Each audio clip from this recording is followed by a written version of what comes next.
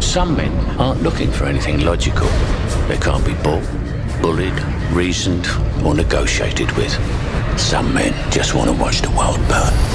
So what are you proposing? It's simple. Kill the Batman. Starting tonight, people will die. I'm a man of my word.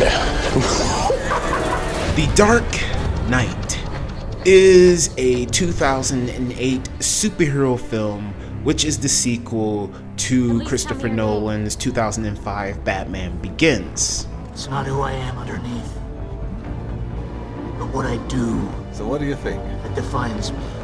Does it come in black? We have a lot of players coming back here. We got the director, Christopher Nolan, and he is back with David S. Goyer creating a story for this film. But this time around, Christopher Nolan and David S. Goyer needed some help. So I assume that this is Christopher Nolan's brother. Jonathan Nolan came in with David S. Goyer and Christopher Nolan to pad out the screenplay and put in crime elements, and there's like inspirations, you know, you've heard it a million times before, and I'll say it here. Heat. She got a great ass! Heat, directed by Michael Mann. And I mean, you can see, if you've seen Heat by Michael Mann and then you watch The Dark Knight, you do see a lot of similarities here. I mean, this is a crime film more than anything. Part of the early conversations were a subtle shift in genre. If Batman Begins is a classic adventure, you know, we call it a comic book movie. There's a lot of different comic books. Sure. It's an adventure film. Second film was a genre shift into a urban crime film. Right. And that to me was so exciting to take the same characters, the same actors, the same story, but shift it now into something that was more in the mold of, and I remember clear as a bell, I didn't see it with Chris, but we did see it the same year when Michael Mann's film Heat came out. And I went and saw it in McClure Court in Chicago, opening weekend. Very much the same spirit as Heat. You had this fully naturalistic world. Right. And by the end, it's a Greek opera. I was actually kind of terrified at some of the things that had been left in that script because they felt a little edgy for what we knew had to be a PG-13 Batman movie. But yeah, we got all the key players back. We got the same cinematographer and Wally Pfister. And then with the great music in this movie, which is the same music as Batman Begins, but it plays throughout the entire film and it's still emotional and intense. We got Hans Zimmer and his collaborator, James Newton Howard.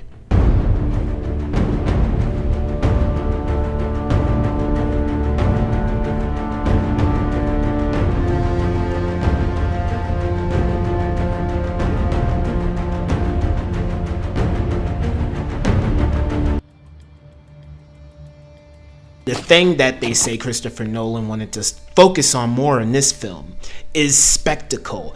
And we have spectacle from the very opening scene. We got the wide shot and you don't know what's happening, and then the glass breaks and we got the goons with the mask, and it's like you're paying attention to this one goon and they're robbing the bank, and then everybody is getting shot in the back, man. It's very intense. Something similar. No.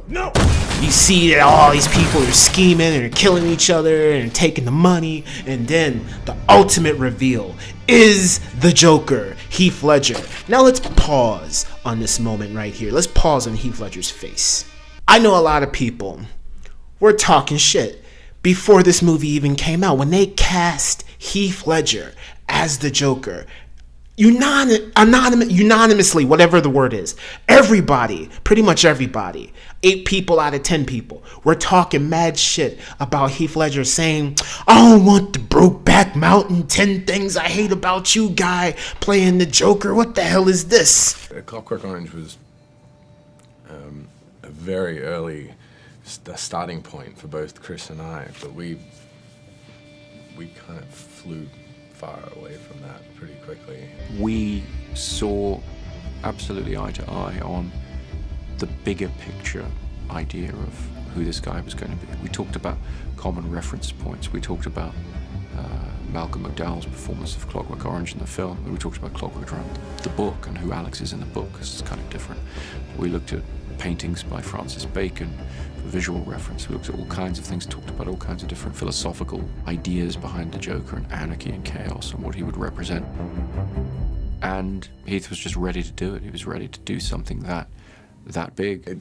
It was an exhausting process. Like, I actually had quite a bit of time off in between scenes, but you know, like weeks sometimes. But it was required, because whenever I was working, and it exhausted me to the bone.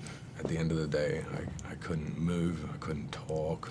I was just absolutely wrecked. And if I had to do that every day, I couldn't have done what I did. I would have had to have done a milder version of it. But the schedule really permitted me to just exhaust myself.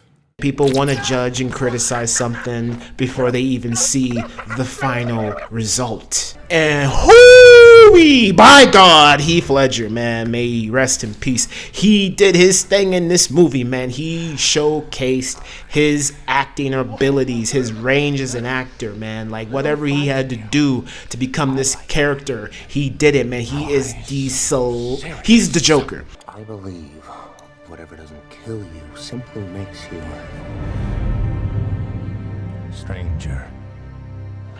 So, where do we begin? We begin with the story, and the story in this movie, The Dark Knight, is about Batman. You know, he's seasoned now, he's cleaning up the crime in Gotham, and it's mostly a mob movie. It's about the mob, and, you know, Batman's trying to shut them down. Some of the marked bills I gave you. My detectives have been making drug buys with them for weeks. This bank was another drop from the mob. That makes 5. We found the bulk of their dirty cash. Time to move in. And so far, so good. But unfortunately, no one, not the mob, not Batman, not the cops, anticipated the Joker. It's gone. But the Joker, he comes in there, man, he has a plan. You know, he wants to help the mob kill Batman. And the Batman, he underestimates the Joker. You know, he's like, we're gonna get the mob. The mob is more important. That's how we really clean up Gotham. And then we have a new character, we're introduced to a new character, and Harvey Dent, played by Aaron Eckhart. And he's the district attorney of Gotham. He wants to clean up the city. He wants to get rid of the mob, just like Batman, just like Lieutenant Gordon.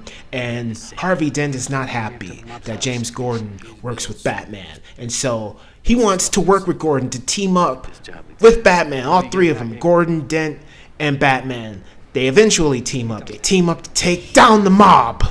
But like I said, they didn't anticipate chaos. The Joker, Anarchy, the Joker comes in. Why don't we cut you up into little pieces and feed you to your pooches? And then we'll see how loyal a hungry dog really is. This is crazy. This is a Batman movie, and we're paying attention to this mob stuff and the story, man. The movie hooks you, man. I'm telling you. Even though there's not like a whole lot of Batman stuff going on here, when you get the Batman stuff, it's what made this movie mysterious. It hooks you from the very opening throughout the whole thing. You're paying attention to this story and how all these characters weave in with each other, like Batman, Dent, Gordon, working to fight the mob. You know, you got the mob and you got the Joker, and he's pulling the strings on all this stuff. What's his plan? It's the story in this movie is very, very well done.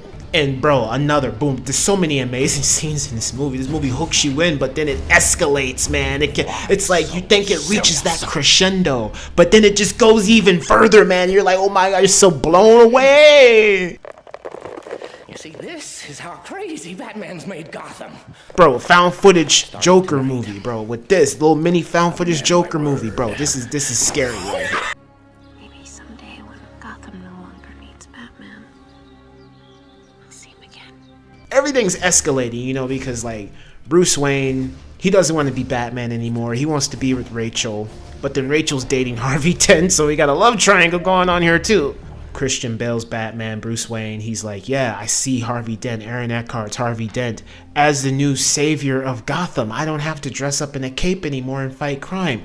This man, Harvey Dent, he's the man. He's wiping up half of the city's criminals, and he's doing it without wearing a mask.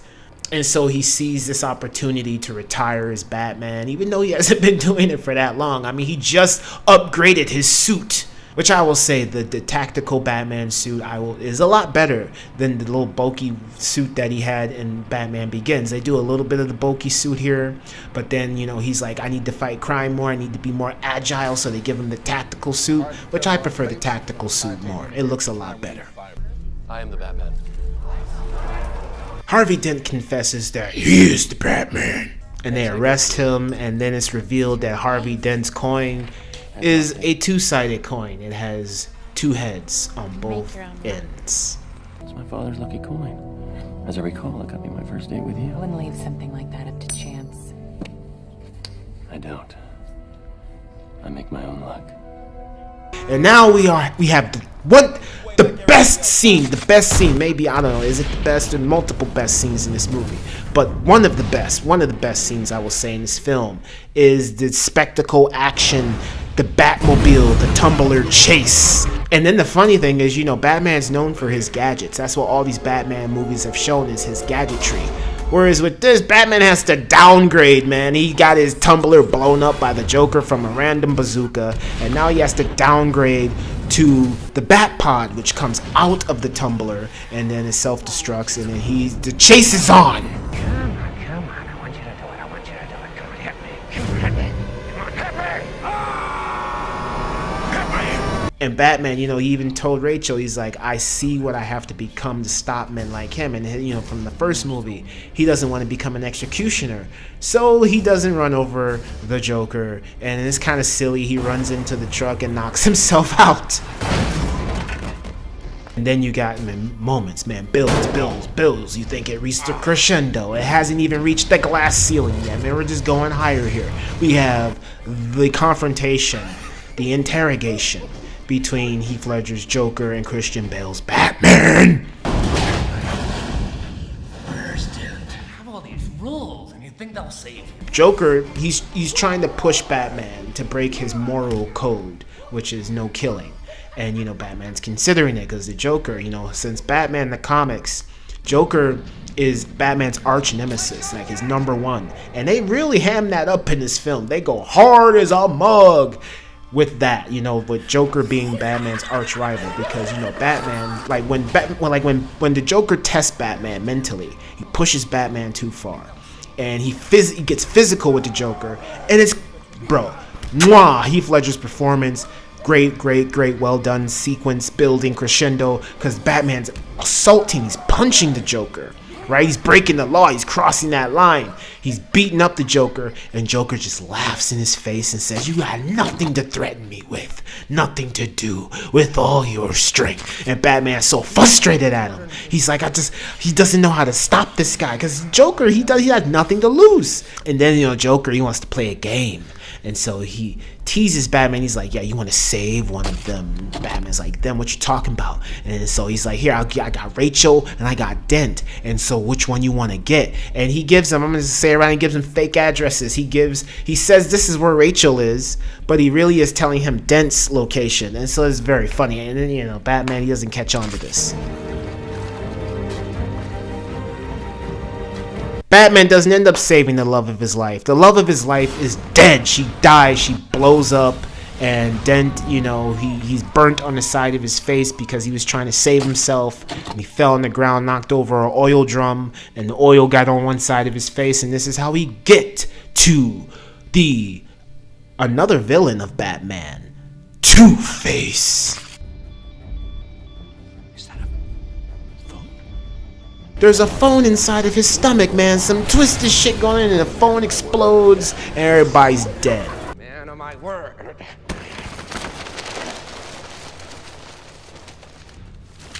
Yeah, man, it's twisted, bro. He burns all the money, he plays the mob, feeds the pooches, all crazy. Anarchy. And then this dude named Reese, who was, you know, trying to blackmail Bruce Wayne, you know, all this stuff, whatever. He's trying to blackmail him, and then Joker calls the hotline and stuff, and then, you know, so much going on in this movie. Bruce Wayne didn't even have time to put his suit on or anything. He just gets in his Lamborghini as Bruce Wayne. He's driving through the streets because Joker's threatening to blow up a hospital if no one kills Coleman Reese, if he's not dead. And so, anarchy, man. They're trying to get everybody out of the hospitals. You know, they've been bringing the National Guard in, all kind of crazy. We got the ultimate face-to-face interaction here before the hospital blows up, we got Joker confronting his creation. Joker created this monster, Two-Face. And it's a beautiful monster moment here. We got two monsters here. We got Two-Face looking nasty and looking good, and then we got Joker here, you know, nasty looking good. You know, this bro, every time I see these two interact in this movie, bro, it's mwah. This is like, this is comic book right here. You live. You die. And then we got another awesome moment, you know, this montage, you know, Dent, he goes to the dark side. You know, they had little sprinkles of Dent going to the dark side. But, you know, the crescendo for Dent, taking him to that dark side, like the ultimate thing, is Rachel dying. Because he loved her, you know what I'm saying? And then he sees the coin that he threw at her before, you know, the whole tank tumbler chase. And it's like, that's the last thing that he saw, was throwing it at her, she caught it, and then now it's all burnt on the one half, which is beautiful. I think it's a beautiful illustration, because one side, you know, is a double-sided coin with the two heads, but now one side is burnt. I think that's very well done. Two-Face looks good. The way, you know, Aaron Eckhart plays it is perfect. You know, he wants the revenge. The way the look of Two-Face is with the suit burnt and his face burnt, and like, it's look nasty. And Aaron Eckhart plays this up to a T. The light and the dark plays it mwah perfectly. Aaron Eckhart crushes it in this film as Two-Face Harvey Dent. The grandiose factor for Gotham having a pulse is, you know, the sequence where Joker, he's like, I got a bomb on the boats and you gotta blow each other up, and it's like, man, the moral thing here is like, do we do it? But then the Joker, you know, he might be playing a game, you push the button, you blow yourself up.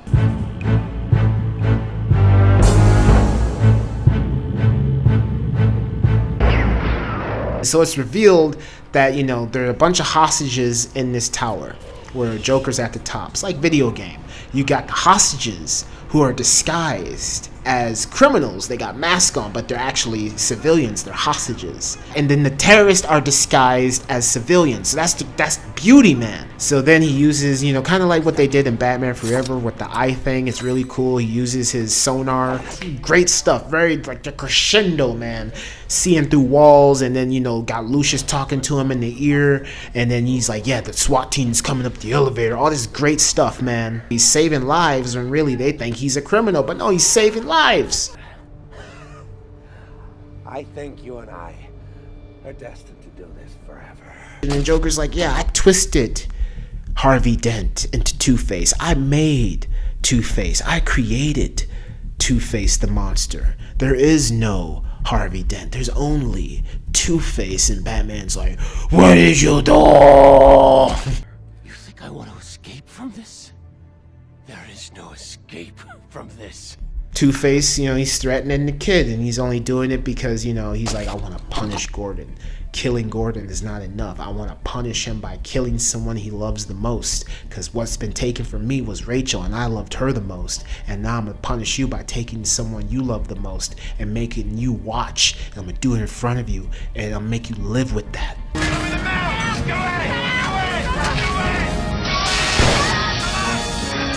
And then Batman comes out of nowhere and knocks Dent over something you can't even see until after the fact. Dent, you know, he falls off of a edge or whatever, this cliff, whatever, that's in this abandoned place, and he falls to his death, which is kind of hilarious. It's just like, that's it, really?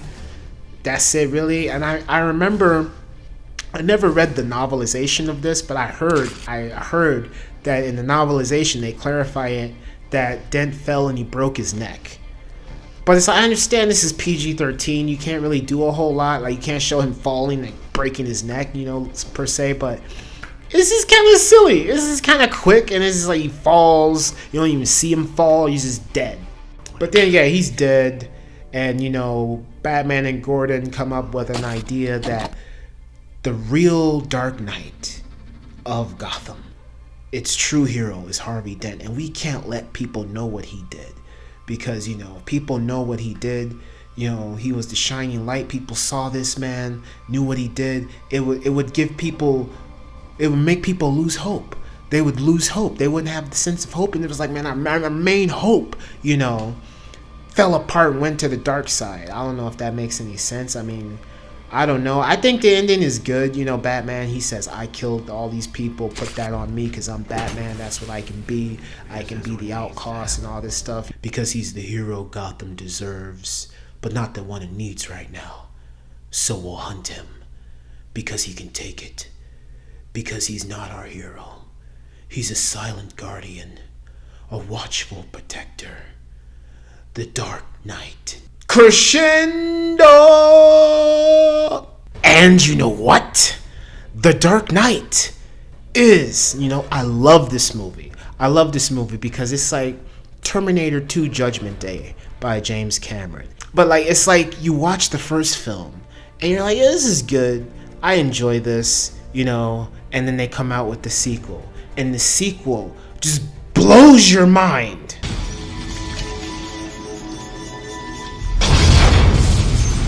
You're just like, how did they do this? How did it get 10 times, 1,000 times better than the previous movie? That's what this is to me. The Dark Knight to me is on the level of Terminator 2 Judgment Day.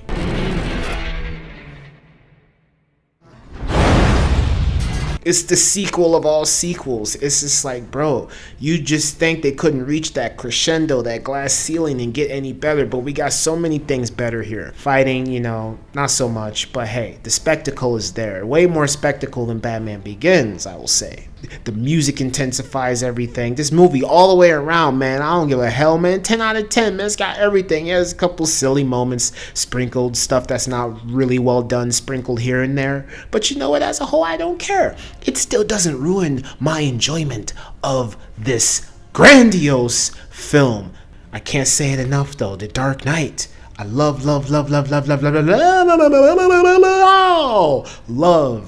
Dark Knight. Yes. Joker steals the show. Yes. The Dark Knight. Yes. All the way around. Love it. Yes.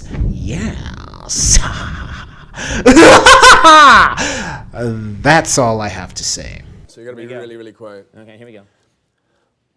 Thank you very much. That's all.